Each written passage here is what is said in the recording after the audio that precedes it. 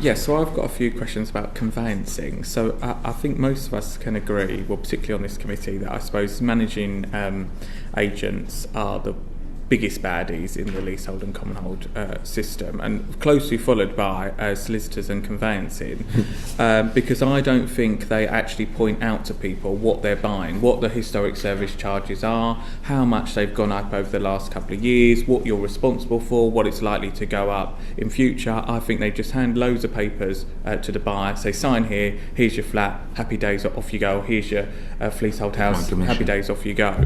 So do you want to comment on what you think the conveyancing process can do to do better, and what they should be pointing out to people?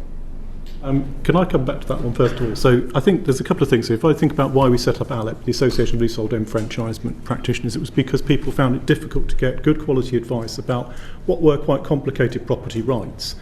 It's about education and training, and it's about quality assurance within the provision of that. If we look at why we're here now today, and we look back to 2017 and the so-called leasehold scandal, the reason for that is because people pursued the race to the bottom in terms of the, inverted commas, quality of conveyancing that they wanted to pay for, and they ended up going to what might be said to be a factory conveyancing outfit, which simply waved matters through. The people didn't read the clauses, they had doubling ground rents, time-bomb ground rents, and ended up with unsaleable properties. And unfortunately, it's people who were squeezed financially that were at the worst end of this, because they were the people that pursued that route and were unfairly taken advantage of.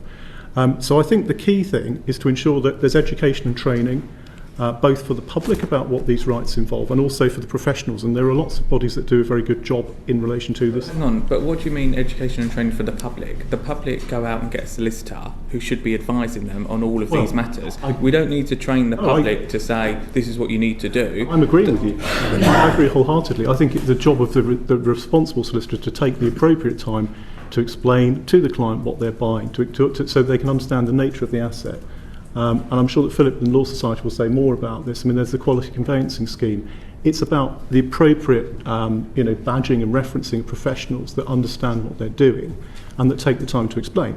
And the understanding that if you go to buy what is probably the most significant purchase in your life, a significant asset, that the appropriate time is spent on that. And if that means paying fees for that advice, that's probably okay at the end of the day, because it's a very significant life step. It should be taken properly with someone appropriate standing by your side. Philip.